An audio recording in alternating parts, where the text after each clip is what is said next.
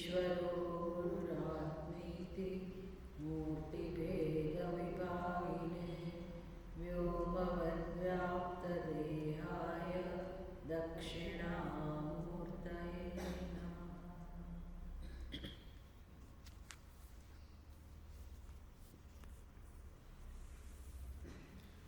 ॐ सदाशिवसमारम्भाम् शङ्कराचार्यमध्यमाम् अस्मदाचार्यपर्यन्ताम् वन्दे गुरुपरम्पराम्।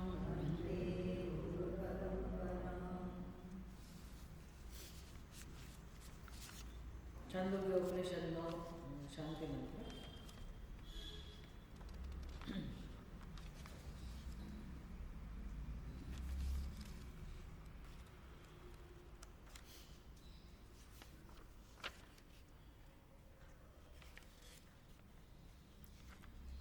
ॐ आप्यायन्तु ममाङ्गानि वाक्प्राणश्चक्षुश्रोत्रमतो बलमिन्द्रियाणि च सर्वाणि।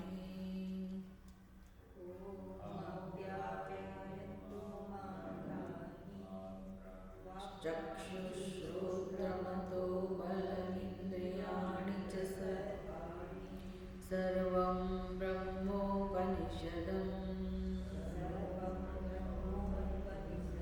माहं ब्रह्म निराकुर्यात्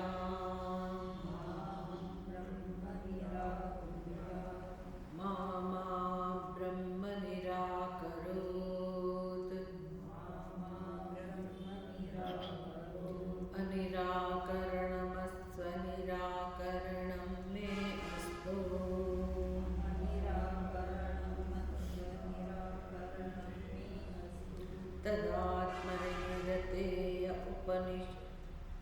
तदात्मनिरतेय उपनिषत्सु धर्माः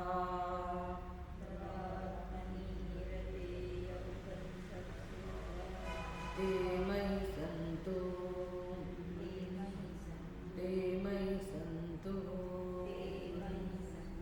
ॐ शान्ति शान्ति शान्तिः।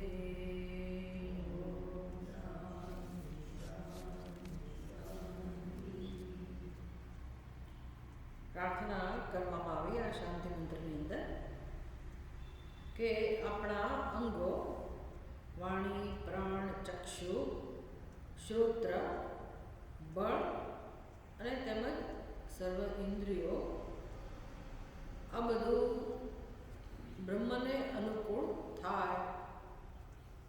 આપ્યાયંતુ મને પ્રાપ્ત થાવ, તો પ્રાપ્ત તો છે જ, તો પછી આવું પ્રાર્થના કરવાની કેમ જરૂર પડી? તો કે આ બધું મને મારું ધ્યેય પ્રાપ્ત કરવામાં અનુકૂળ બને. એટલે ખરેખર તો ભગવાને બનાવ્યું છે જેના માટે મનુષ્યનું શરીર, કે કેવી રીતે આપણે પોતાના સત્યને જાણીએ. હવે જ્યારે ખબર પડી ત્યારે જ્યારે આ જાણ્યું આપણે જે જન્મમાં કે મારે આત્માનું દર્શન કરવું જોઈએ, પરમાત્માનું દર્શન કરવું જોઈએ, કારણ કે એ મારું સત્ય છે અને એની ઈચ્છાવાળા આપણે છીએ. એકમાત્ર પરમાત્માની ઈચ્છાવાળા જ આપણે છીએ. ભલે એવું લાગે કે આપણને વિષયોની ઈચ્છા છે કે જગતની ઈચ્છા છે, પણ વાસ્તવમાં વિવેક કરીએ ત્યારે સમજાય કે ખરેખર આપણે પરબ્રહ્મની ઈચ્છાવાળા જ છીએ અને એ ઈચ્છા પૂરી કરવા માટે મનુષ્યનો જન્મ મળ્યો છે. તો હું હવે આ જન્મનો આ ઉપાધિનો ઉપયોગ એના માટે કરું. તો હવે ઇન્દ્રિયો મન રસ ના હોય, બુદ્ધિમાં બધી સમજ પડી, પણ મનને એના વિષયોમાં જવું હોય, ઇન્દ્રિયોને જ્યાં આદત પડી ગઈ છે ત્યાં જવું હોય. એટલે ઇન્દ્રિયો અને મન આ બધા મળીને, આમ તો બુદ્ધિ સાથે બધા મળીને બહારની યાત્રા ચાલે છે જન્મથી. પરાંચિખાની વ્યતુર્ણત સ્વયંભુ તસ્માત પરાં પશ્યતિ ન અંતરાત્મા. આવું છે. ભગવાને જાણે કે આપણને બહિર્મુખ બનાવ્યા છે અને બધી ઇન્દ્રિયો જ્ઞાન જરૂર કરાવે છે મને, શબ્દનું, સ્પર્શનું, રૂપનું, રસનું, ગંધનું, પણ એ જ્ઞાન જગતનું જ્ઞાન કરાવે છે. મનને રસ છે, મનનું કામ છે કે ભાઈ રસપૂર્વક ઇન્દ્રિયોને સાથે લઈ અને તાદાત્મ્ય સાધવું, અનુભવ કરવો. પણ મનને પણ બહાર જવાની ટેવ છે, બહારના વિષયોમાં જ એને રસ છે.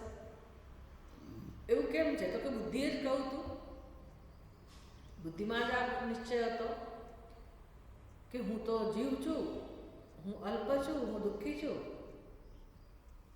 અને હવે મારે દુઃખમાંથી મુક્ત થવું છે અથવા તો સુખનો અનુભવ કરવો છે. આવો બુદ્ધિમાં નિશ્ચય છે દરેક જીવનો. દરેક જીવ સુખ ઈચ્છે છે, અને સુખની ઈચ્છા પૂરી કરવામાં દરેક જન્મમાં, મનુષ્યનો જન્મ મળ્યા હોય તો પ્રયત્નપૂર્વક આપણે સુખ મેળવવાની પ્રવૃત્તિ કરીએ, કર્મો કરીએ,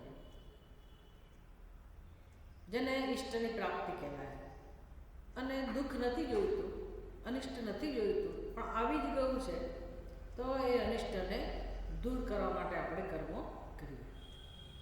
એમાં એ કર્મના પરિણામ રૂપે જે સંસ્કાર જમા થાય આપણા ચિત્તમાં, જેને આપણે વાસના કહીએ, એ બધા સંસ્કાર લઈને આપણે વિદાય થઈએ, ફરી પાછા જન્મીએ ત્યારે એના એ જ કર્મો કરવાની આપણને પ્રેરણા મળે, ઈચ્છા મળે. એટલે મનમાં ઈચ્છા જન્મે, ઇન્દ્રિયો સાથ આપે, અને બુદ્ધિમાં નિશ્ચય છે કે ત્યાંથી મને સુખ મળશે. આમ જન્મો જન્મોથી આપણે એવું કરીએ છીએ. પછી એવું કરવાના પરિણામે, ઈચ્છા પૂરી કરવાના પ્રયત્નમાં જો મેં યોગ્ય કર્મનું આચરણ કર્યું હોય, ધર્મનું આચરણ કર્યું હોય તો, અને અધર્મનું આચરણ, પાપ અને પુણ્ય બંને સરખા ભાગે થયા હોય તો મનુષ્યનો જન્મ મળે. જો બહુ બધું પુણ્ય કર્યું હોય તો દેવતાનું શરીર પ્રાપ્ત થાય, અને વધારે અધર્મનું, પાપનું આચરણ કર્યું હોય તો અધોયોની પ્રાપ્ત થાય. આ બધી વ્યવસ્થા જગતમાં જ છે. આ બધું સત્સંગથી સમજ્યા, જો સમજ્યા હોઈએ તો. ગીતામાં પણ આ વસ્તુ સમજાવે, ઉપનિષદમાં પણ આ વસ્તુ સમજાવે. તો મનુષ્યના જન્મનું પ્રયોજન છે શું? તો કે આ બધી ઈચ્છાઓ જે છે, જે આપણને કર્મ કરાવડાવે છે, એ ઈચ્છાઓની પાછળ જે મૂળભૂત ઈચ્છા છે એને ઓળખવી, અને પોતાના પરમ સુખની પ્રાપ્તિની જે મૂળભૂત ઈચ્છા છે એ જ ધ્યેય છે, લઈને જન્મ્યા છે એવું સમજવું. બુદ્ધિ જ્યારે આ બધું સમજે,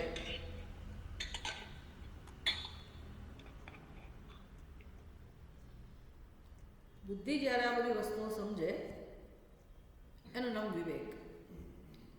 વિવેક થયો બુદ્ધિમાં કે ભાઈ હવે તો આ અનિત્ય સુખની ઈચ્છા એ મારું ધ્યેય છે, શાશ્વત સુખની ઈચ્છા એ મારું ધ્યેય છે. આવું બધું સમજાયું તો નિત્ય વસ્તુ તો એક આત્મા જ છે. નિત્યાનિત્ય વસ્તુ વિવેક, નિત્ય વસ્તુ તો એક આત્મા જ છે એ સમજાયું. પણ આત્માને આપણે યથાર્થ રીતે જાણતા નથી. માટે પરમ સુખની અનુભૂતિ માટે શું પ્રયત્ન કરવાનો રહ્યો? તો કે આત્માને નથી જાણતા એ તો એક પ્રશ્ન છે. ઉપરથી જે મારું સ્વરૂપ નથી એને હું આત્મા કહું છું, અનાત્માને આપણે આત્મા કહીએ છીએ. અને સર્વત્ર આ જ એક અજ્ઞાન છે.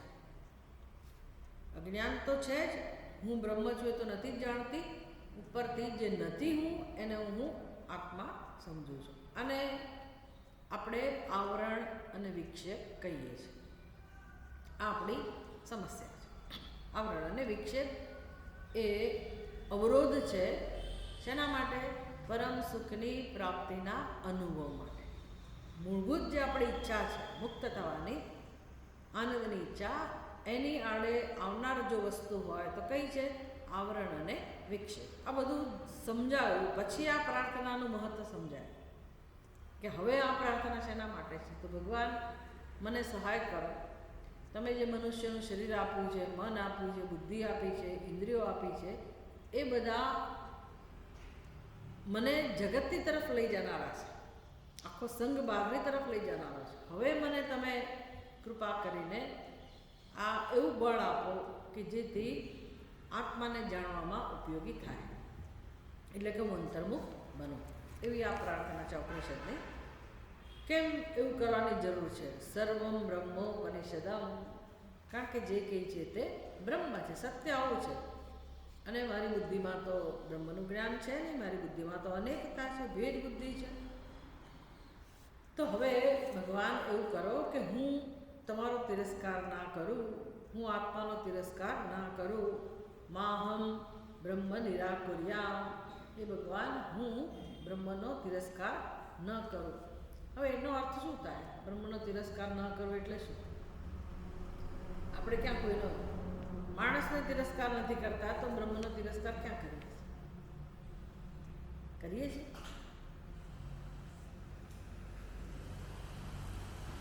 બ્રહ્મનો તિરસ્કાર કરીએ છીએ આપણે?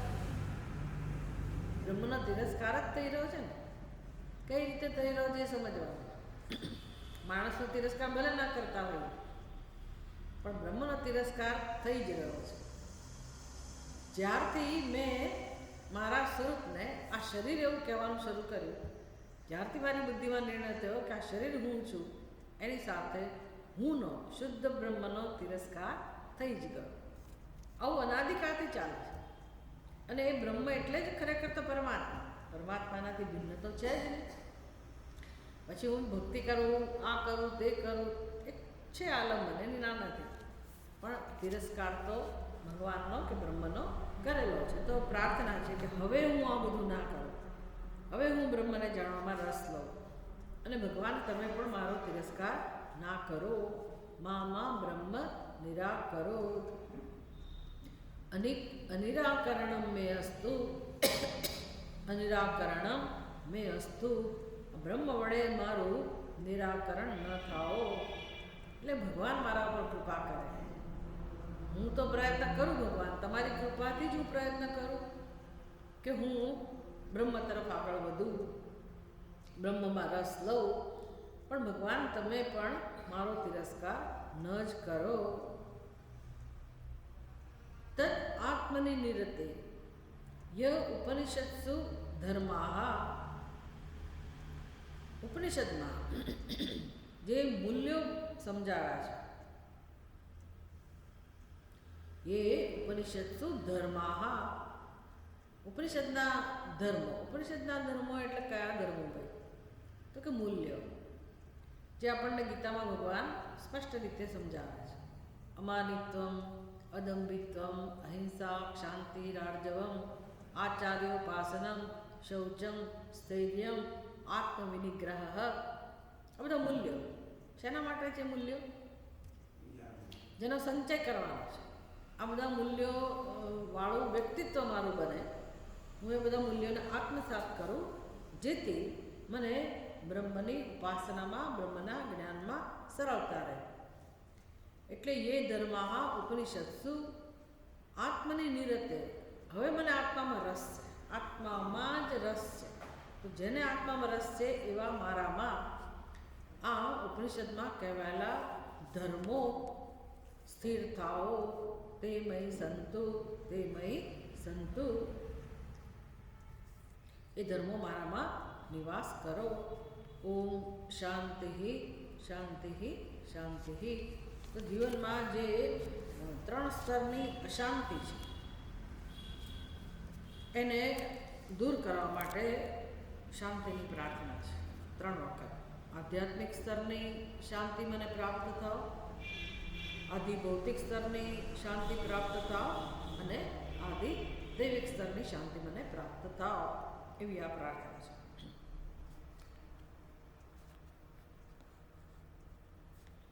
ઉપનિષદના જે આપણે ગઈકાલે વાત કરી કે શરૂઆતના જે 5 પ્રકરણ છે એ ઉપાસનાને ધ્યાનમાં રાખીને છે. શરૂઆતમાં જ ઉપાસનાના પ્રકરણ છે. ખરેખર ઉપનિષદનો વિષય તો બ્રહ્મ વિદ્યા છે.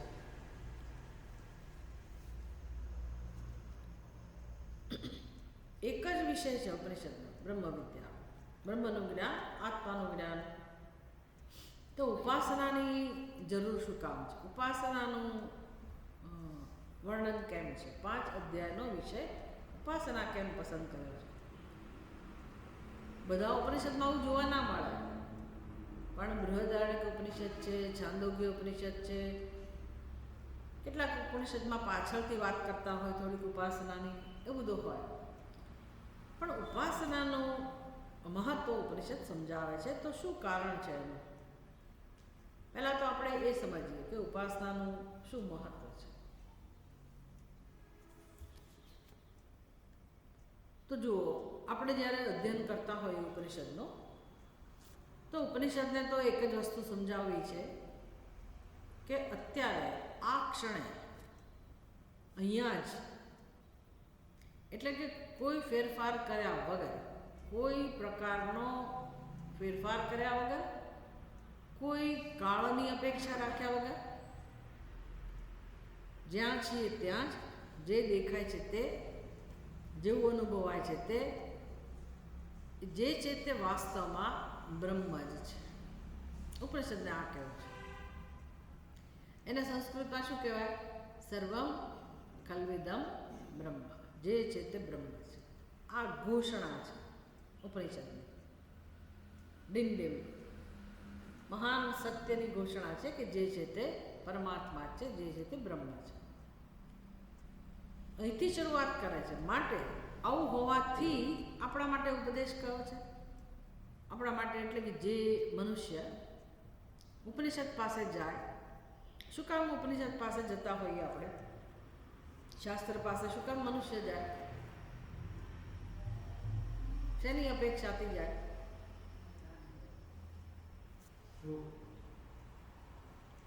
તમે બધાના શિષ્યોના, બધા શિષ્યો નહીં પણ કોઈક ઉપનિષદના શિષ્યોના વાક્યો, શબ્દો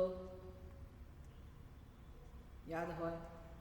શું પ્રાર્થના હોય ઉપનિષદમાં? શિષ્યોની પ્રાર્થના શું હોય?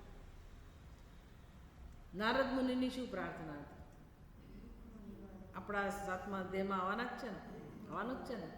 એના શબ્દો કયા હતા? અહમ શોચામી પણ શોકસ્ય પારયતુ. હે ભગવાન, શોકસ્ય મામ પારયતુ. મને શોકમાંથી પાર કરાવો. આ એની પ્રાર્થના છે. તો દરેક જીવની પ્રાર્થના શું હોય? ખાલી નારદ મુનિની જે પ્રાર્થના હતી તો આપણે યાદ કરાવ્યું કે ભાઈ ઉપનિષદમાં આપણે શીખ્યા છીએ, પણ મારી તમારી પણ પ્રાર્થના શું હોય? કોઈ પણ મનુષ્ય ઉપનિષદ પાસે જ્યારે જાય ત્યારે મારી ગરીબી દૂર કરો, મારું અક્ષર જ્ઞાન નથી તો એ દૂર કરો, એવી બધી પ્રાર્થના હોય. ઉપનિષદ પાસે જઈએ તો કઈ પ્રાર્થના હોય? મને દુઃખમાંથી, શોકમાંથી મુક્ત કરો. ભાઈ તમે જગતમાં ઘણું બધું કરો છો તો શેના માટે કરો છો? રાત દિવસ મહેનત કરો છો, શેના માટે કરો? શોકમાંથી મુક્ત થવા જ કરીએ છીએ ને. નારદ મુનિને આવું જ કહી દીધું કે પહેલાં તમે શું શું કર્યું, કેવા પ્રયત્નો કર્યા, તમે જીવનમાં શું પ્રાપ્ત કર્યું એ કંઈ બતાવો. તો પછી આટલી બધી વિદ્યાઓ પ્રાપ્ત કરી તો શોકમાંથી મુક્ત થવાની વિદ્યા કેમ પ્રાપ્ત ન કરી? અથવા આટલી બધી વિદ્યા પ્રાપ્ત કરી તો શોકમાંથી મુક્ત કેમ ના થયા? નારદ મુનિ કબૂલ કરે છે કે ભાઈ મંત્રવિદ, મેં વેદ તો બધા શીખી લીધા, 4 વેદનું મને જ્ઞાન છે, પણ એ જ્ઞાન કેવું જ્ઞાન છે? મંત્રોનું જ્ઞાન છે. મંત્રવિદ અહમ, મંત્રો જાણી લીધા, પણ એ જે ખરેખરો ઉપદેશ છે એ હું જાણતો નથી. પણ મેં સાંભળ્યું છે મહાત્માઓ પાસેથી કે આત્મવિદ શોકમ તરત, જેને આત્માનું જ્ઞાન છે એ શોકને તરી જાય છે. તો હવે મને સમજાય છે કે મંત્રવિદ તો હું બન્યો, મંત્રનો અર્થ નથી જાણ્યો, એટલે કે આત્માનું જ્ઞાન પ્રાપ્ત નથી કર્યું, આત્મવિદ્યા પ્રાપ્ત નથી કરી, માટે મારા જીવનમાં શોક છે. તો આત્મવિદ્યા મને તમે આપો. અધિ ભગવો બ્રહ્મ ઇતિ, એ ભગવાન મને બ્રહ્મનું જ્ઞાન આપો. બ્રહ્મની વિદ્યા આપો. આ નારદ મુનિની પ્રાર્થના છે. કોઈ પણ મનુષ્યની શાસ્ત્ર પાસે જાય તો એક જ અપેક્ષા હોય કે મને શોકમાંથી મુક્તિ જોઈએ છે, દુઃખમાંથી મુક્તિ જોઈએ છે. કારણ કે શાસ્ત્ર એક જ દુઃખમાંથી મુક્તિ અપાવી શકે છે. એક જ શાસ્ત્ર સમજી લેવાનો, એકમ શાસ્ત્રમ દેવકી પુત્ર ગીતમ. શાસ્ત્ર તો એક જ છે. દેવકી પુત્ર ગીતમ એટલે કયું શાસ્ત્ર? ગીતા. તો ભાઈ આપણે તો ઉપનિષદ ભણીએ છીએ, પણ ગીતા આવે ક્યાંથી? ઉપનિષદમાંથી. એટલે એકમ શાસ્ત્રમ એટલે સમજવાનું કે આપણા વેદમાં જે ઉપદેશ છે એ એક જ ખરેખર તો શાસ્ત્ર છે, અને એ મોક્ષ શાસ્ત્ર છે. ભગવદ્ ગીતા ઉપનિષદ કેવું શાસ્ત્ર છે? મોક્ષ શાસ્ત્ર, મોક્ષ અપાવનારું શાસ્ત્ર છે. હંમેશ માટે આપણને દુઃખમાંથી મુક્ત કરાવનારું શાસ્ત્ર છે. એટલે જ્યારે પણ મનુષ્ય જે જન્મમાં જાગે, જે સમયે, અને શાસ્ત્રના શરણમાં જાય, મોક્ષ માટે, દુઃખમાંથી મુક્ત થવા માટે શાસ્ત્ર પાસે જાય, શાસ્ત્રના શરણમાં જાય, તો શાસ્ત્ર એને શું ઉપદેશ આપે છે? એ જે 4 મહાવાક્યો છે, કયો ઉપદેશ છે? જે પ્રખ્યાત મહાવાક્ય તત્ ત્વમ અસી. શાસ્ત્રને શું કહેવું છે? શરણે આવેલા મનુષ્ય માટે ત્વમ, શરણે આવેલો છે ને એટલે ત્વમ, હે જીવ તું, ત્વમ તત્ અસી. તત્ અસી એટલે તું બ્રહ્મ જ છે. આપણે કંઈ સમજાય નહીં, આપણે તો શોકમાંથી મુક્ત થવું છે, અને ઉપનિષદ શું કહે છે? તત્વમસી. એટલે હવે તત્ એટલે શું? તો કે તું જે શોકમાંથી મુક્ત થઈને જે અનુભવ કરવા ઈચ્છે છે, હંમેશ માટે દુઃખમાંથી મુક્ત થઈને કયો અનુભવ ઈચ્છીએ છીએ આપણે? શાંતિ. શાંતિ કહો, સુખ કહો, આનંદ કહો, મુક્તિ કહો, એ જે તું ઈચ્છે છે તે જ તું છે. અસી એટલે જ છે. એનો અર્થ શું થયો? અત્યારે આ ક્ષણે મારું સત્ય એ જ છે. હવે કોઈ પણ જીવ કેમ ના જાય? ઉપનિષદ તો આ જ કહે છે. ધારો કે પશુ પક્ષી સમજી શકતા હોય ને એ જાય તો પણ ઉપનિષદનો ઉપદેશ તો આ જ છે. આ સમજી લેવાનું છે.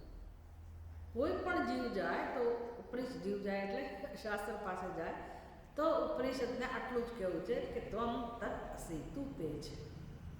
હવે આવું ક્યારે શક્ય હોય? તું બની જઈશ તે, તું આટલું કર પછી તને મળશે, આટલી આટલી શરત છે એની, આટલા પુણ્ય કર્યા હશે, આટલી તપશ્ચર્યા કરી હશે, આટલી યોગ્યતાવાળો હોઈશ, અમુક સમય પછી જ તને બ્રહ્મ મળશે, મુક્તિ મળશે. આવો ઉપદેશ છે? ઉપદેશ કયો છે? તત્ ત્વમ અસી. એનો અર્થ શું થાય? આવું ક્યારે શક્ય હોય?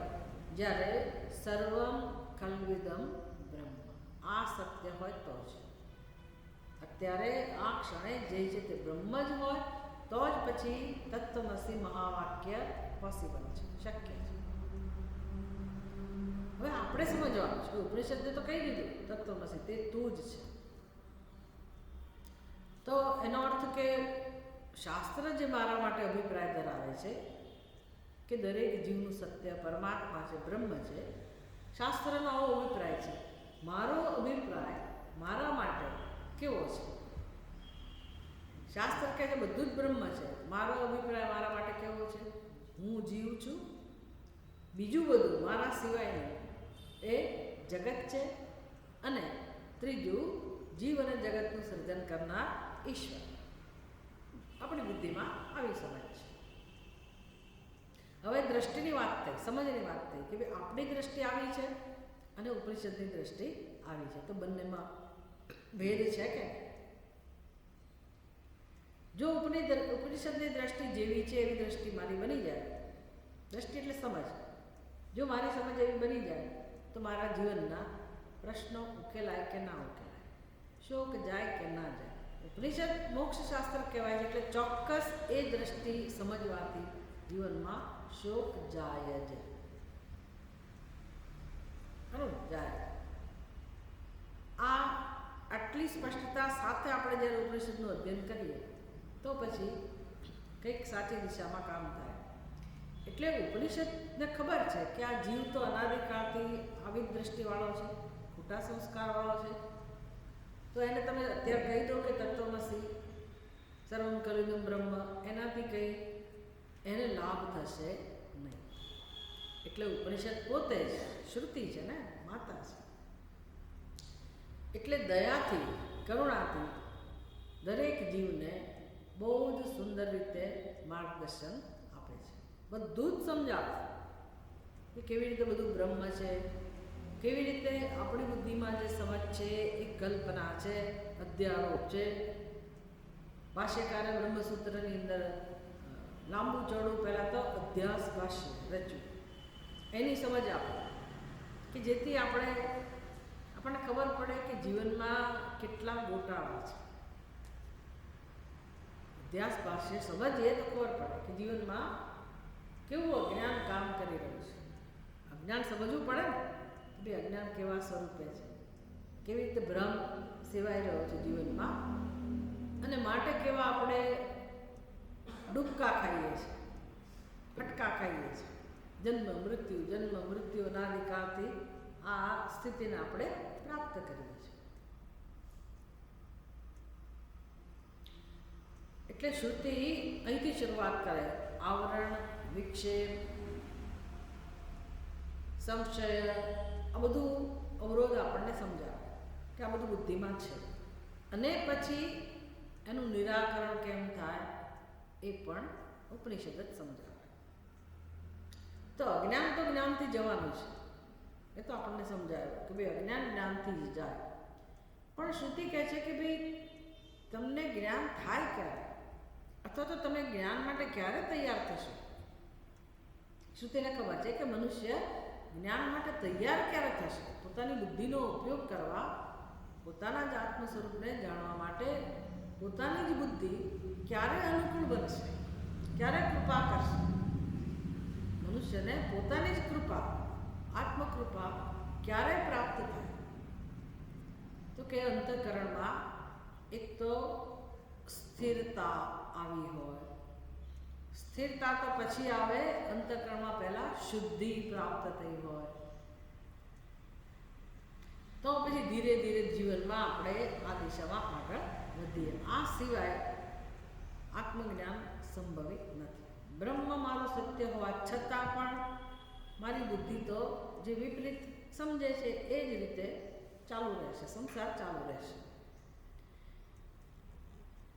આ ભૂમિકા એટલે કે આવું છે, આવી વાસ્તવિકતા છે જીવનમાં. માટે ભગવદ્ ગીતા જે ઉપનિષદનો જ સાર છે, ત્યાં ભગવાન જે માર્ગદર્શન આપે છે એ કયા સ્તરનું માર્ગદર્શન આપે છે, તો કે સ્થૂળ સ્તરે આપણી બુદ્ધિ જેટલું ગ્રહણ કરી શકે, જેટલું સમજી શકે, જેટલું વિચારી શકે, જ્યાં જ્યાં આપણું મન છે, જ્યાં જ્યાં આસક્તિ છે, ત્યાં જ આપણે કેવી રીતે આગળ વધી શકીએ, ત્યાંથી જ આપણે કેવી રીતે આગળ વધી શકીએ, એ રીતનું માર્ગદર્શન હોય. એમાં કર્મ છોડવાનું પણ ના હોય. કર્મ કરતાં કરતાં જ કેવી રીતે હું આગળ વધું, પણ કર્મ કરવાની રીત ભગવાન આપણને શીખવાડે. એ કર્મ કેવી રીતે કરવું, જેને આપણે કર્મયોગ કહીએ છીએ. બહુ સુંદર માર્ગદર્શન ગીતામાં. એટલે આપણું જીવન ધીરે ધીરે ધીરે ધીરે મઠારાતું જાય. એટલે જીવન ગોઠવાતું જાય, બુદ્ધિપૂર્વક જીવવાનું શરૂ થતું જાય. એમ કરતાં કરતાં તમે 6ઠ્ઠા અધ્યાયના શ્લોકો જુઓ ગીતાના. આરુ વૃક્ષો મુને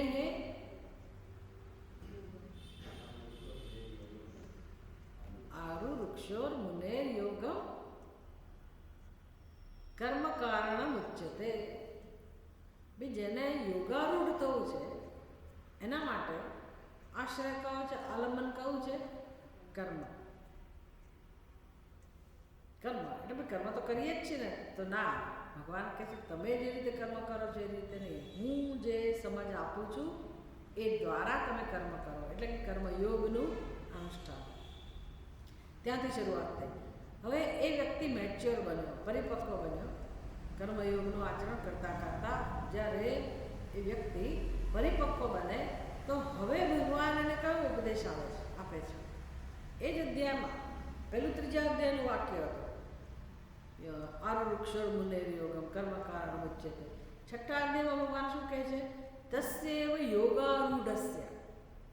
જે યોગમાં આરૂઢ થઈ ગયો, જેને હવે કર્મ કરતા આવડી ગયું, કર્મયોગમાં સ્થિર થઈ ગયો, હવે કર્મયોગમાં નિષ્ઠા પ્રાપ્ત કરી, એ તો મહાત્મા કહેવાય, ખરેખર મોટો યોગી કહેવાય. ભગવાન તો એની બહુ જ પ્રશંસા કરે છે. એ જ ગૃહસ્થાશ્રમનું ધ્યેય છે. કેમ કર્મયોગમાં નિષ્ઠ બનવું? તો બહુ મોટી સિદ્ધિ છે. પ્રથમ સ્તરની સિદ્ધિ ભગવાન એને કહે છે. એટલે એ સિદ્ધિ જેણે પ્રાપ્ત કરી લીધી એવો વ્યક્તિ હવે એના માટે જીવનમાં કયું સાધન છે? એનું કર્મયોગ બહિરંગ સાધન હતું. તસ્યૈવ યોગારૂઢસ્ય શમઃ કારણમ ઉચ્યતે. હવે એના માટે બીજો ઉપાય છે. હવે કર્મ નહીં, હવે શમઃ. શમઃ એટલે આંતરિક નિશ્ચલતા. પેલું અંતઃકરણ શુદ્ધિ, હવે અંતઃકરણની નિશ્ચલતા, અંતઃકરણની સ્થિરતા. એટલે કે વસ્તુ જે વિષય છે આપણો, કયો વિષય છે? એને કોને જાણવાનો છે? મનુષ્ય કોનું જ્ઞાન પ્રાપ્ત કરવાનું છે? આત્માનું, બ્રહ્મનું. એટલે કે વિષય બ્રહ્મ જે આત્મા છે એના માટે આ વ્યક્તિ હવે એની નજીક આવી. શમઃ કારણ ઉચ્ચતે એટલે શું? હવે આપણું વ્યક્તિત્વ આત્માને જાણવા માટે યોગ્ય બન્યું. જગતની તરફ હતા ને એની બદલે હવે આપણે અંતર્મુખ બન્યા. બહિર્મુખતામાંથી આપણે અંતર્મુખતામાં આવ્યા. એટલે કે હવે આપણને આત્મામાં રસ છે, બ્રહ્મમાં રસ છે, શ્રવણ મનનની નિધ્યાસનમાં રસ છે, પણ હજી કામ બાકી છે. હજી સીધું જ મારી બુદ્ધિમાં એ જ્ઞાન થઈ શકે એમ નથી. કેમ? તો સૂક્ષ્મ સ્તરની વાસનાઓ, સૂક્ષ્મ સ્તરના રાગ દ્વેષ આપણા અંતઃકરણમાં હજી છે, જે મને ચલિત કર્યા કરે છે, જે વારંવાર હજી બહારની તરફ લઈ જાય છે. તો એક ક્ષેત્રમાં કામ કેમ કરવું? ઉપાય હોવો જોઈએ ને. તો શાસ્ત્ર પાસે ઉપાય છે. કયો ઉપાય છે? તો કે જે વિષય છે એમાં મારું મન સ્થિર થાય, જેને કહે ફોકસ્ડ માઇન્ડ. આપણે એમાં રસ લેતા થઈએ, એનું ધ્યાન કરતાં શીખીએ, એના જ્ઞાનમાં રસ પડે, એવું વ્યક્તિત્વ તૈયાર કરવાની જરૂર છે. એની શરૂઆત ક્યાંથી થાય? શરૂઆત તો બુદ્ધિમાંથી જ થવાની. બુદ્ધિમાંથી જ થવાની.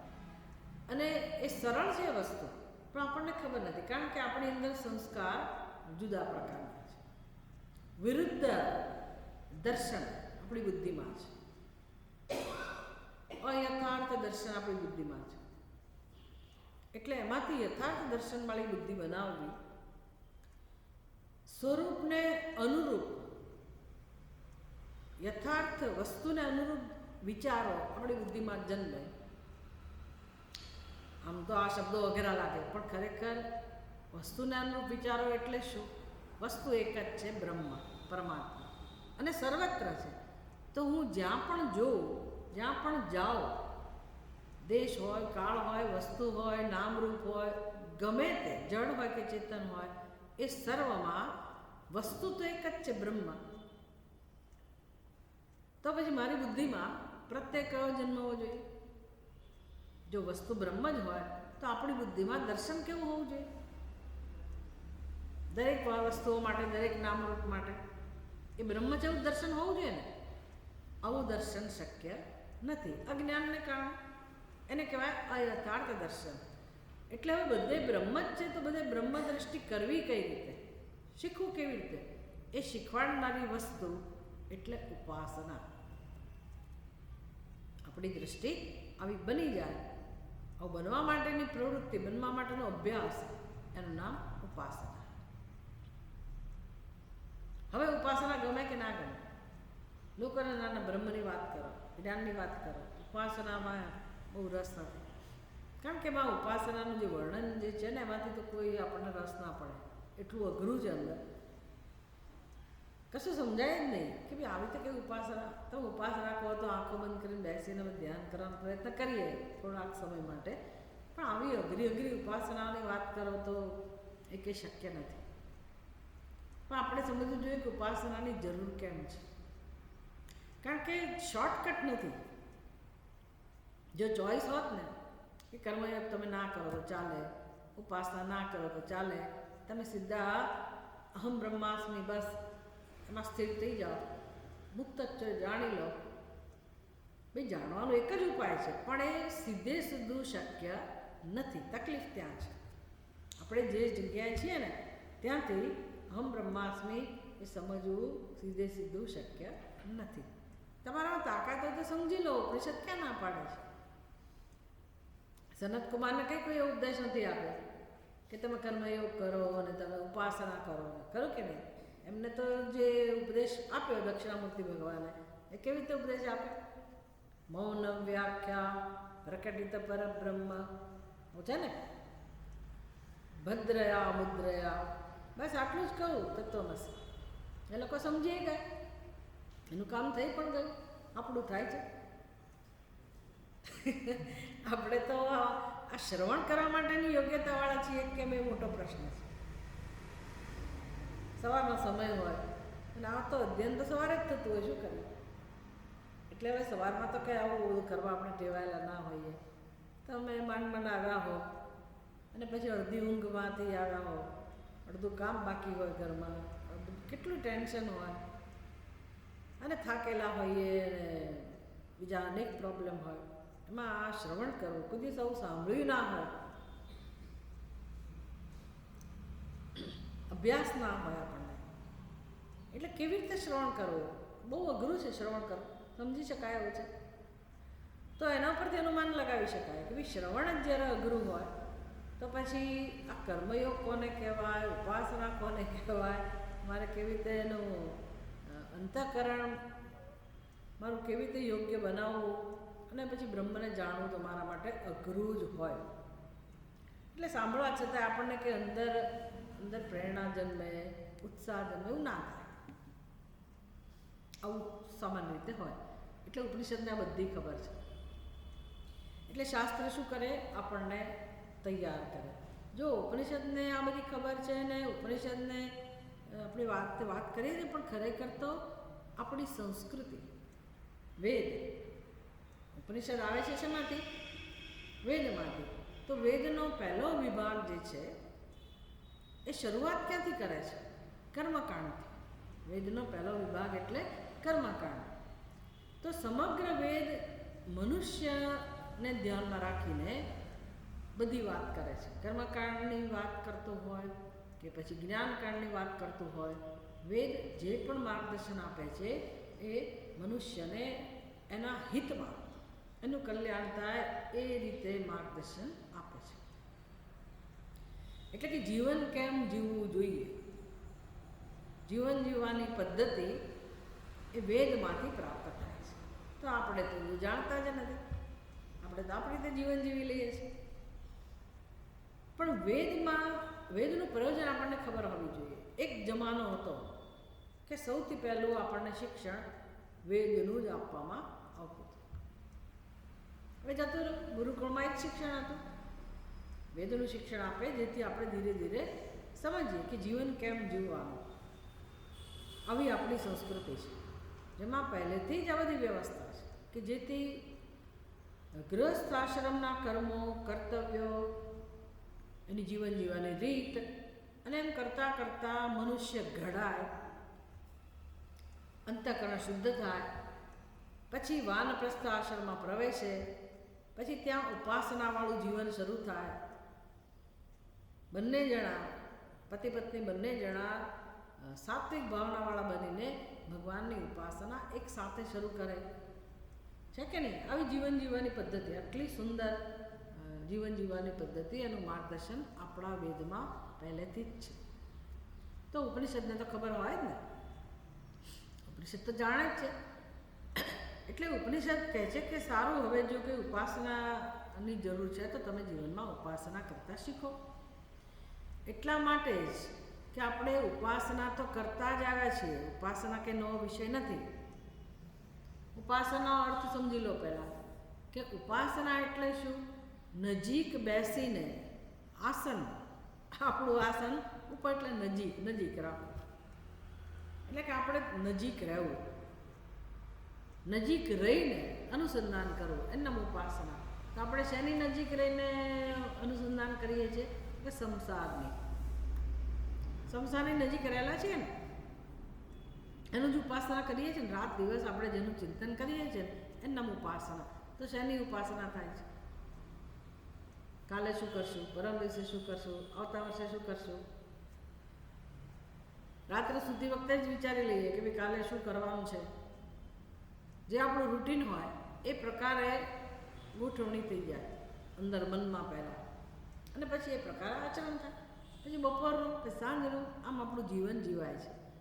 તો સતત અંદરથી તો ઉપાસના થયા જ કરે છે. તો ઉપાસના તો કરીએ જ છીએ.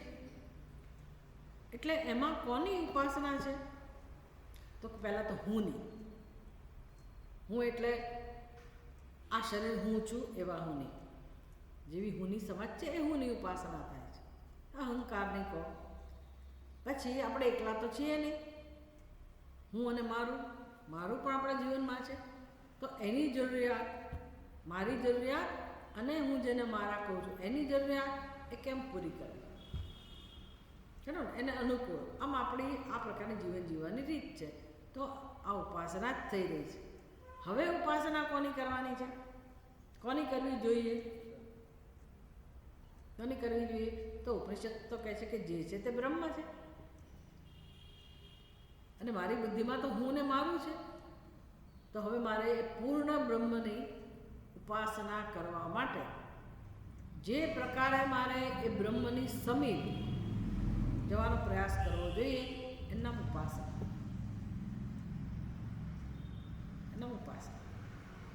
એટલે બધા 5 અધ્યાયની અંદર ઉપાસનાની જુદી જુદી રીત આપી કે તમને ગમે તે રીતે તમે ઉપાસના કરો.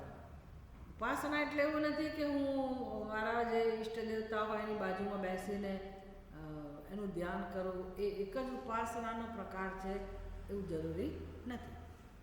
જ્યારે સર્વત્ર બ્રહ્મ છે, સર્વ જીવ, સર્વ નામરૂપ જે કંઈ છે બ્રહ્મ છે, સમષ્ટિમાં પણ જે કંઈ છે બ્રહ્મ છે, જેને વ્યષ્ટિ કહે છે એ પણ બ્રહ્મ છે. તો એમાં હું બ્રહ્મને ઓળખવાનો પ્રયાસ કરું એનું નામ ઉપાસના. આમ તો અંતે તો મારે કઈ રીતે બ્રહ્મનો સાક્ષાત્કાર કરવાનો છે, બ્રહ્મને કઈ રીતે જાણી શકવાનું છે? ખરા અર્થમાં તો અહમ બ્રહ્માસ્મિ. કેમ? તો કે આત્મા એ બ્રહ્મ છે. તો આત્મા તો નિર્ગુણ નિરાકાર છે. તો બ્રહ્મ પણ અંતે તો કેવું થયું? બ્રહ્મનું સત્ય સ્વરૂપ તો કેવું થયું? નિર્ગુણ અને નિરાકાર, જે જ્ઞાન સ્વરૂપ છે, આત્મ સ્વરૂપ છે. એ બ્રહ્મને જાણવું એ એક જ આપણું કામ છે. ખરેખર એ જ જ્ઞાનમાં આપણે નિષ્ઠ થવાનું છે. કારણ કે સત્ય તો બ્રહ્મનું આ જ છે. નિર્ગુણ નિરાકાર એ જ બ્રહ્મનું સ્વરૂપ છે, એ જ સત્ય છે.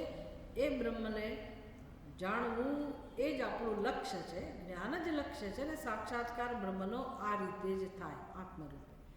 પણ આપણી ટેવ કેવી છે?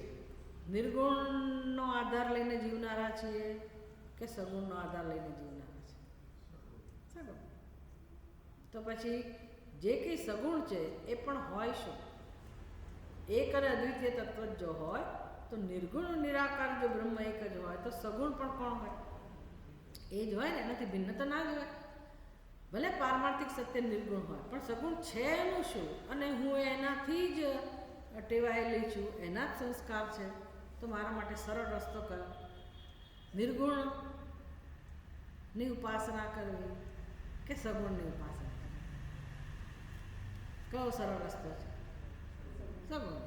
વળી નિર્ગુણની ઉપાસના શક્ય જ નથી. નિર્ગુણ ઉપાસનાનો વિષય નથી. નિર્ગુણ તો જ્ઞાનનો વિષય છે. તો ઉપાસના એટલે ધ્યાન પણ કહેવાય. તો ધ્યાનનો વિષય, અનુસંધાનનો વિષય કોણ છે? ત્યારે આપણા માટે સગુણ બ્રહ્મ. સગુણ બ્રહ્મ કહ્યું એટલે આખું જગત આવી ગયું, આખું જગત. તો બધું જ જગતમાં જે કંઈ છે બધું જ ઉપાસના માટે યોગ્ય છે. એવું થયું કે નહીં? જગતમાં જે કંઈ છે બધાની ઉપાસના થઈ શકે. શું કહેવું તમારે? થઈ શકે કે ના થઈ શકે? રેતીના કણમાં ઉપાસના થઈ શકે બ્રહ્મની? આપણે તો આવું કરીએ જ છે ને. આપણી તો સંસ્કૃતિ જ આવું શીખવાડે છે કે માટીમાંથી શિવલિંગ બનાવો ભાઈ અને પૂજા કરો. તો કરીએ છીએ કે નથી કરતા? તો શું થયું? બ્રહ્મની ઉપાસના થઈ કે ના થઈ? તુલસીને જળ રેડતા હોઈએ તો ઉપાસના થઈ કે ના થઈ? એવું ક્યારે શક્ય હોય? ખાલી કરવા ખાતર કહે છે કે ખરેખર ત્યાં પરમાત્મા છે, તુલસીમાં પરમાત્મા છે અને હું એની આરાધના કરું તો મને ફળ મળે છે. એટલે તમે જીવન તો આપણે જીવીએ જ છીએ, સમજ પડી, પણ જાણતા નથી. જીવનમાં ઉપાસના થાય છે પણ અમુક અમુક જગ્યાએ કરીએ છીએ, અમુક સમજથી કરીએ છીએ. પછી આપણી મૂળભૂત ઉપાસના પાછી ચાલુ જ હોય છે. કઈ ઉપાસના? હું અને મારું, એ સંસાર તો ચાલુ જ હોય છે પાછું. પછી હવે થોડીક ખબર છે કે ભાઈ આવું કરવું જોઈએ, ધર્મ ધ્યાન કરવું જોઈએ, એટલે મંદિરમાં જઈએ. પછી શ્રાવણ મહિનો આવે ત્યારે આવી રીતે શિવલિંગ બનાવીએ કે તુલસીની પૂજા કરીએ કે સૂર્યનારાયણને અર્ઘ્ય આપીએ કે જે જેની રીત હોય. બરાબર, આપણે આવું થોડું ઘણું આપણે સ્થાન આપીએ છીએ જીવનમાં. તો નથી કરતા કે અજાણ્યા જ છીએ એવું નથી.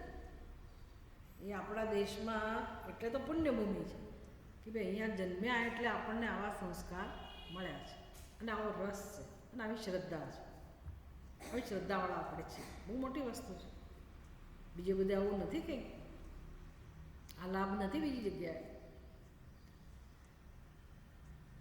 ગાયની પૂજા, હાથીની પૂજા, વાંદરાની એ પૂજા, હનુમાનજીના રૂપમાં એની એ પૂજા, બધાની પૂજા છે આપણા જીવનમાં. આ ઉપાસના જ છે. અર્જુન પૂછે છે ભગવાનને કે કેશુ ભાવેશુ ચિંત્યોસી ભગવાન માયા. ભગવાન, મારે તમારું ચિંતન તો કરવું છે, ઉપાસના તો કરવી છે, પણ કયા રૂપમાં ઉપાસના કરો, કયા રૂપે તમારું ભજન કરો? તો ભગવાને શું કહ્યું? શું કહ્યું ભગવાન? ગીતાનો સત્સંગ કરતા હશે ને? 10મા અધ્યાયનું નામ શું છે? વિભૂતિ યોગ. એ વિભૂતિ યોગનું વર્ણન કર્યું. શેના માટે કર્યું? અર્જુને જ્યારે આ પૂછ્યું ને ત્યારે ભગવાને વર્ણન શરૂ કર્યું કે અર્જુન, આટલી વિભૂતિ છે અને આ તો કંઈ જ નથી, હું તને શું વર્ણન કરું? આખા જગતમાં હું જ છું. ભગવાનને ખબર છે કે આખા જગતમાં હું જ છું, પણ અર્જુનની બુદ્ધિ ક્યાં ભગવાનને જોઈ શકે? આપણી બુદ્ધિ ભગવાનને ક્યાં જોઈ શકે? તો કે જ્યાં કંઈક દિવ્યતા હોય, કંઈક આકર્ષણ જન્મે એવું હોય, ત્યાં આપણને ભગવાનના દર્શન થાય. એટલે ભગવાને એવું વર્ણન કર્યું. સ્થાવરાણામ હિમાલય, નદીઓમાં હું ગંગાજી છું, જાત જાતની બધી વિભૂતિનું વર્ણન કર્યું, જેથી આપણને કમસે કમ ત્યાં પરમાત્માનું દર્શન થાય, બ્રહ્મનું દર્શન થાય. આ બધી ઉપાસના શીખવાડી છે, બધા ઉપાસનાના પ્રકરણ છે. આપણે જઈ આવે ગંગાજીમાં, સ્નાન કરીને આવ્યા, ડૂબકી મારીને આવી ગયા, એટલો જ સંતોષ લઈએ બસ. તો એ ઉપાસના કંઈ ના કહેવાય, એ તો ઉપાસના ના કહેવાય. નજીક બેસવું, નજીક રહેવું, એટલે કે આપણા મનની નજીક બ્રહ્મ કેમ વસે, આપણા મનને એવું કેમ બનાવવું કે જેથી બ્રહ્મનું ચિંતન કરતા શીખે, એવું મન બનાવવું, એના ઉપાસના. પછી સર્વત્ર મને એક ભગવાનનું દર્શન જ્યારે થવા માંડે તો પોતાના અંતઃકરણમાં રહેલા એ બ્રહ્મનું દર્શન થાય કે ના થાય. પછી જ્યાં ભેદ જ નથી ત્યાં પૂર્ણતાનું દર્શન હોય, ત્યાં પૂર્ણ શાંતિ હોય. હવે કોઈ સંકલ્પની જરૂર ના પડે, વિકલ્પની જરૂર ના પડે, મન પણ સ્થિર થઈ જાય, શાંત થઈ જાય અને પૂર્ણોહમ એ જ્ઞાનમાં આપણે નિષ્ઠ થઈએ. પછી કંઈ જ્ઞાનમાં વધારે કશું કરવાનું છે નહીં, જાણવાનું. એટલે આખી આ પ્રેક્ટિકલી કેવી રીતે બ્રહ્મની અનુભૂતિ કરવી એના માટે ઉપાસના છે. આટલી વસ્તુમાંથી આપણને આટલું જરૂર સમજાયું હોય કે એક તો સર્વમ ખલુદમ બ્રહ્મ એટલે હવે આ જગત જેવું પણ હોય એવું પણ બ્રહ્મ તો છે જ, અને જગતનું સર્જન કરનાર આપણે નથી. ખરું? ઉપનિષદ કહે છે કે ભાઈ બ્રહ્મ જે છે એ અભિન્ન નિમિત્ત ઉપાદાન કારણ છે. એટલે શું? તો કે બ્રહ્મએ જગતનું સર્જન કર્યું, સર્જક એ છે, પણ કર્યું તો શેમાંથી કર્યું? તો કે પોતાનામાંથી જ કર્યું. એને બીજા શબ્દોમાં કહેવાય બ્રહ્મ પોતે જગત બની ગયું. બ્રહ્મ પોતે જગત બની ગયું, સર્જક પણ એ અને સર્જન પણ એ.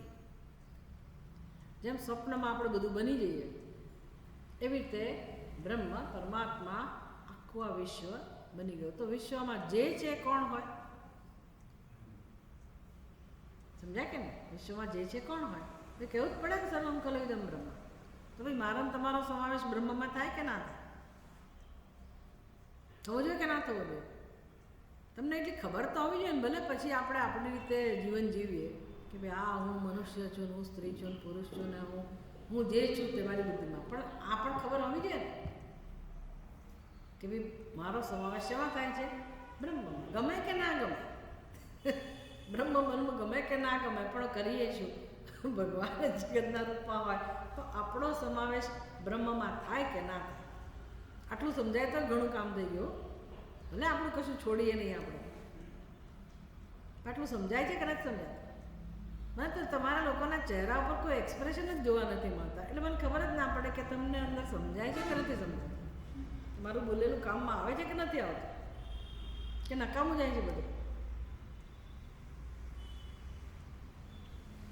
આટલું સમજવું કે અઘરું નથી કે ભાઈ બ્રહ્મ બધું બની ગયું. આટલા વર્ષોના શ્રવણ પછી તો બધાને આટલી ખબર હોય કે ભગવાન કે બ્રહ્મ અભિન્ન નિમિત્ત ઉપાદાન કારણ કહેવાય છે. એનો અર્થ શું થયો? કે ભાઈ ભગવાન જ સર્જક છે અને ભગવાન જ સર્જન છે. એટલે તો એટલું સરળ થઈ ગયું ભગવાનનું દર્શન કે ભાઈ સર્જન એટલે શું? તો કે બસ મને જે દેખાય છે, સંભળાય છે, હું જેનો અનુભવ કરી શકું છું એ બધું જ બ્રહ્મ. એટલું જ નહીં, મને જે ચેતન દેખાય છે, જે જીવો દેખાય છે એ પણ કોણ હોય? બ્રહ્મ. એકવાર બુદ્ધિમાં નિશ્ચય થઈ જાય કે સત્ય તો આ જ છે અને મારે જાણવાનું છે. એક વાસ્તવિકતાની અત્યારે વાત કરીએ છીએ કે ઉપનિષદ કહે છે કે આવું છે એટલે આવું હોવું જોઈએ. હવે આપણે આપણા દર્શનની વાત કરીએ, આપણી દ્રષ્ટિની વાત કરીએ. ઉપનિષદે તો આવું કહ્યું કે આવું છે, ભાઈ ભગવાન જ બધું બની ગયું. હવે મારી દ્રષ્ટિ કેવી છે? તો કે હું એટલે આમ આ શરીર, મનુષ્યનું શરીર એટલે હું મનુષ્ય, સ્ત્રીનું શરીર એટલે હું સ્ત્રી, પુરુષનું શરીર એટલે હું પુરુષ. આ મારી દ્રષ્ટિ છે. શરીર જન્મ્યું એટલે હું જન્મી, શરીરની અવસ્થા એટલે મારી અવસ્થા, શરીરના ધર્મો એટલે મારા ધર્મો. આમ મારું એક અસ્તિત્વ છે મારી બુદ્ધિમાં. હું એને કહે હું જીવ. હું જીવ, મારું આટલું જ અસ્તિત્વ છે. કેટલું? ઉપાધિ જેટલું. શરીરની ઊંચાઈ એટલે મારી ઊંચાઈ, પછી એનાથી બહાર હું નથી. આપણે એટલા જ છીએ. પાતળું તો બસ એટલા શરીરમાં જ આપણે. આ આપણો નિર્ણય છે હું વિશેનો, બરાબર? અને અનુભવ પણ છે, આપણો નિર્ણય છે. અને હું આ શરીર છું તો તમે બધા મારા માટે શું હો? ના, જેમાં તમારા બધાનો સમાવેશ થઈ જાય. હું તો આ શરીર છું, તમે બધા શરીર છો, પણ શરીર સિવાયની બીજી બધી વસ્તુઓનો સમાવેશ કરી દો તો આ બધું મારા માટે શું કહેવાય? જગત. મારા સિવાયનું બધું શું કહેવાય? જગત. તમે તમારા સ્વરૂપને તમારું શરીર કહો છો તો એના સિવાયનું તમારા માટે શું થયું? જગત. તો મારા માટે જગતની વ્યાખ્યા શું છે? જેમાં હું નથી એવું જગત. તમારા માટે જગતની વ્યાખ્યા શું છે? જેમાં તમે નથી. આપણે બધા શું કરીએ છીએ? જગતની બાદબાકી કરીએ છીએ. અને હું જુદી, હું જુદી. અને આ બધું ક્યાં છે? બુદ્ધિ. પડે છે ને? અને પાછો ઈશ્વર તો જોઈએ જ ને, કારણ કે મને ખબર તો પડે જ છે કે આ મેં નથી બનાવ્યું, ભગવાને બનાવ્યું છે. પણ મારામાં ભગવાન નથી, તમારામાંય નથી. એટલે ભગવાન છે તો ખરો જ ચોક્કસ, પણ ક્યાં છે? ક્યાંક બીજે. કારણ કે ભગવાન તો સર્વજ્ઞ હોય, સર્વશક્તિમાન હોય, અને એ તો આપણા વચ્ચે હોય જ નહીં. એટલે આપણે એને ઉપરવાળો કહીએ. નથી એવું નથી કહેતા, છે તો ખરો, હોય તો ખરો, પણ મારા કરતાં ભિન્ન. ભિન્ન. આજ એક જ બ્રહ્મ વિશે મારા ખ્યાલ આવા થયા કે નહીં, તો એને શું કહેવાય? મારી સૃષ્ટિ, મારી કલ્પના, મારી દુનિયા. તો તમારા બધાને આવી જ છે ને દુનિયા. એને શું કહેવાય? જીવ સૃષ્ટિ. આ ભગવાને સર્જી છે. આ કોણે સર્જી છે? આપણે. એને કહે જીવ સૃષ્ટિ. બીજી કઈ સૃષ્ટિ પાયામાં છે? હું ક્યારે આ બધી કલ્પના કરી શકું? જ્યારે શરીર હોય ત્યારે. ત્યારે હું કહી શકું ને કે હું શરીર છું. જગત હોય ત્યારે હું કહી શકું ને કે જગત છું. ભલે મારા કરતાં ભિન્ન કહેતી હો, એ કહેવાની સ્વતંત્રતા મને છે, એટલે હું કહું છું.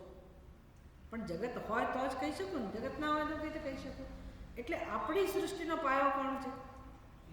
ઈશ્વર સૃષ્ટિ. અને જીવન ચાલે છે. આપણા માટે કઈ સૃષ્ટિ સત્ય છે? જીવ સૃષ્ટિ. પડે ને?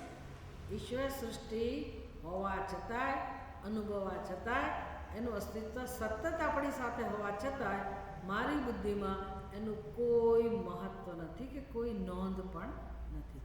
સતત સદા સર્વદા હું ઉપાસના કોની કરું છું? જીવ સૃષ્ટિ. આવું થઈ રહ્યું છે કે નહીં? બધાની બુદ્ધિમાં છે કે નહીં? એનામાં જ્ઞાન. અને આપણે દરેક દિનમાં શું કામ કરીએ છીએ? કઈ સૃષ્ટિમાં જીવીએ છીએ? જીવ સૃષ્ટિમાં. અને મળે છે શું? મળે છે શું? દુઃખ, શોક. અને હવે શોકમાંથી મુક્ત થવું છે. તો બીજે ક્યાં જઈએ? પડે ને, બીજે ક્યાં જઈએ? ભગવાન પાસે જ જઈએ ને. તો ઈશ્વર સૃષ્ટિમાં જઈએ તો ઈશ્વર સૃષ્ટિમાં ઉપાય છે શોકમાંથી મુક્ત થવાનો કે નથી? હોવો જ જોઈએ. હા, નહીંતર આ સર્જન અધૂરું કહેવાય. ઈશ્વરે ઉપાય કરેલો છે. કયો ઉપાય કર્યો છે? કયો ઉપાય કરેલો છે? સહયજ્ઞા પ્રજા સૃષ્ટા પુરોવાચ પ્રજાપતિ. ભગવાને જ્યારે સર્જન કર્યું તો વેદનું પણ સર્જન કર્યું. યજ્ઞ ક્યાંથી આવે છે? વેદમાંથી જ આવે છે. વેદનું સર્જન કર્યું. શેના માટે? વેદનું સર્જન શેના માટે? આપણને શીખવાડવા કે તમે જે જીવી રહ્યા છો એ તમારી સૃષ્ટિ છે, તમારી કલ્પના છે, કલ્પના જ છે, એમાંનું કશું સત્ય નથી. તમે એમાંથી બહાર આવી શકો એમ છો કે નથી? ના, મન તો ભગવાને નહીં છોડાવી શકે. આપણો નિશ્ચય છે. ભગવાન તો ના જ છોડાવી શકે. ખરેખર તમે જ તમને છોડાવી શકશો. ખરું કે નહીં? કારણ કે તમે ભગવાન છો. કારણ કે આપણે બ્રહ્મ છીએ. એટલે મને છોડાવે તો છેવટે કોણ છોડાવે? એ બ્રહ્મ ને. એની કૃપા. એ મારી બુદ્ધિમાં કંઈક પ્રેરણા જન્માવે. અત્યારે આપણે એવું કહેવું જ પડે, કારણ કે આપણી બુદ્ધિમાં દ્વૈત છે. એટલે ભગવાન જુદો જ છે. એટલે મારે એને રોજ પ્રાર્થના કરવી જ પડે કે ભાઈ તું આમ કર, તું તેમ કર. અને કરે. એ કારણ કે બધું એ જ છે. તો પછી એ તો એના પાસે કૃપા સિવાય બીજું હોય શું? પરમાત્માના સ્વભાવમાં કરુણા, પ્રેમ સિવાય બીજું હોય શું? સમજ પડે છે ને? એ તો પ્રેમ કરી જ રહ્યો છે.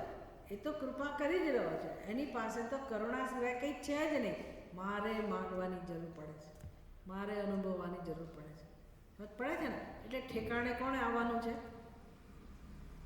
મારી બુદ્ધિએ. પડે ને, મારી બુદ્ધિને મારે ઠેકાણે લાવવાની છે. બસ આ જ એક કામ કરવાનું છે. આ કેટલી ઊંચી વસ્તુ છે ખબર છે? આટલું સમજવું.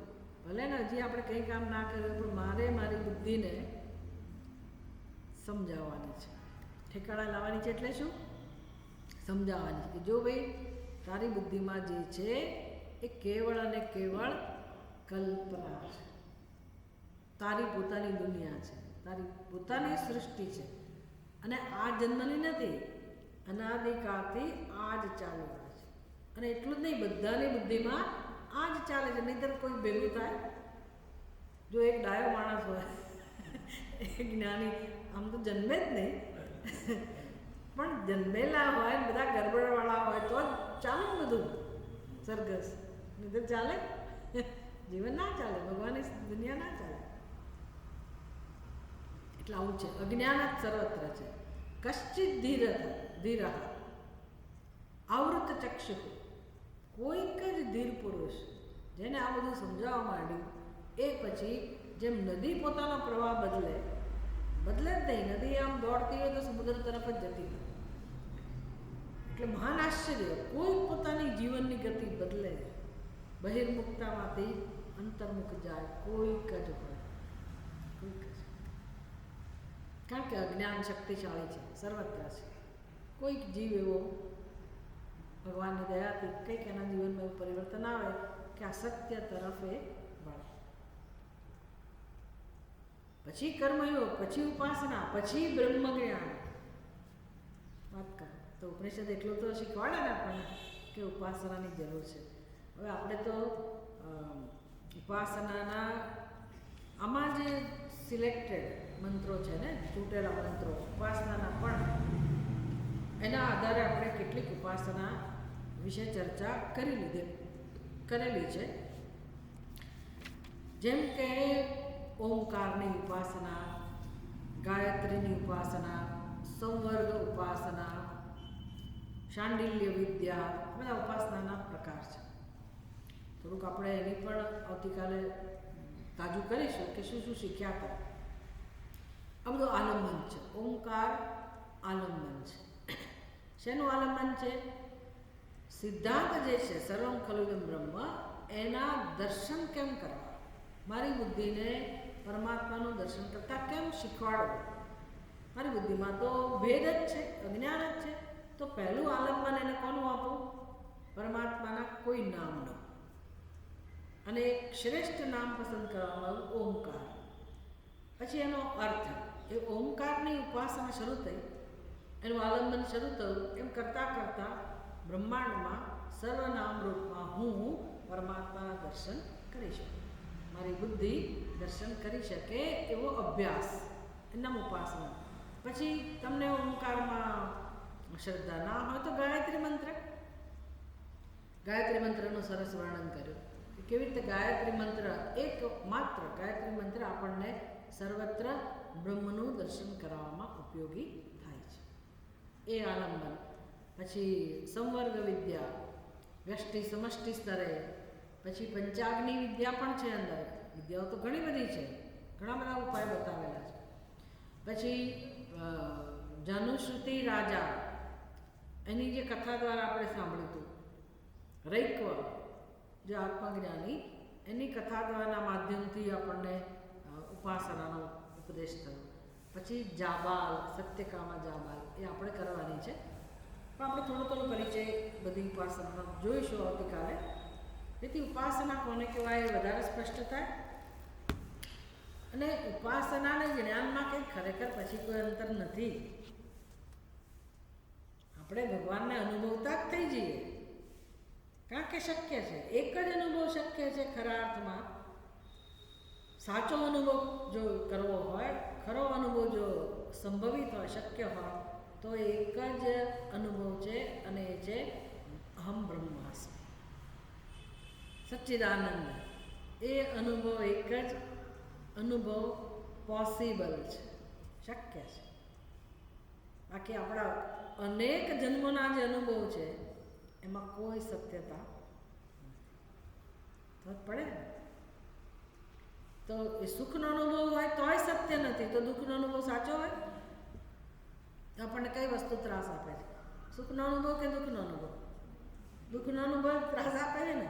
તો સુખના અનુભવ માટે આપણે શોધીએ છીએ, દુઃખને દૂર કરવા ઈચ્છીએ છીએ. જ્યારે સત્ય એવું છે કે અનુભવ સુખનો જ શક્ય છે, અનુભવ આનંદનો જ શક્ય છે, અનુભવ શાંતિનો જ શક્ય છે. કેમ? તો કે એ જ સત્ય છે, સત્ય એ જ છે. તો મને કેમ નથી થતો? પ્રશ્ન એટલો જ રહ્યો, મને કેમ નથી? બસ કારણ કારણ બતાવી દીધું કે હું મારી કાલ્પનિક દુનિયામાંથી બહાર આવું તો સુખ દુઃખ બંને જાય. ખાલી એટલું જ કરવાની જરૂર છે. એનું નામ જાગવું. સપનામાંથી જાગી જઈએ, ભયાનક સ્વપ્ન આવતું હોય અને તમારે એમાંથી મુક્ત થવું હોય તો કયો ઉપાય છે? કોણ બચાવવા આવે? કોઈ આવે? જાગી જાઓ કોઈક રીતે. સ્વપ્ન જ જગાડે. જાગી ગયા તમે, જાગી ગયા એટલે બધા પ્રશ્નો સમાપ્ત. એમ અત્યારે જે આપણે જીવન જીવી રહ્યા છે, જે અનુભવ કરી રહ્યા છે, એ સ્વપ્ન જ છે. કાલ્પનિક દુનિયામાં જ આપણે છીએ. જેવું આપણે એમાંથી જાગીએ એટલે દુઃખ ગયું. બાકી દુઃખને દૂર કરવા બીજો કોઈ પ્રયાસ કરવાની જરૂર જ નથી. કેટલી શાંતિ! કંઈ કરવાની જરૂર જ નથી. ના તો દુઃખ દૂર કરવા, ના તો બ્રહ્મનું દર્શન કરવા માટે પણ કોઈ કર્મ, મહેનત, શ્રમ કશાની જરૂર નથી. કામ તો કરી જ રહ્યા છીએ ને, કંઈ શ્રમ થોડું છે.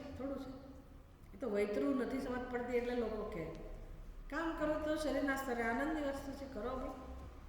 મનના સ્તરે શરીર એના માટે જ બનાવ્યું છે, કરો. પણ બુદ્ધિપૂર્વક જો કરીએ તેમાં બ્રહ્મની ઉપાસના શક્ય છે.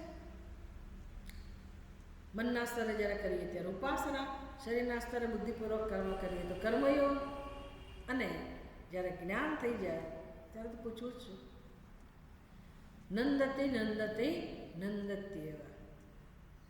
ભજ ગોવિંદમ ભજ ગોવિંદમ ગોવિંદમ ભજ મૂળમતે.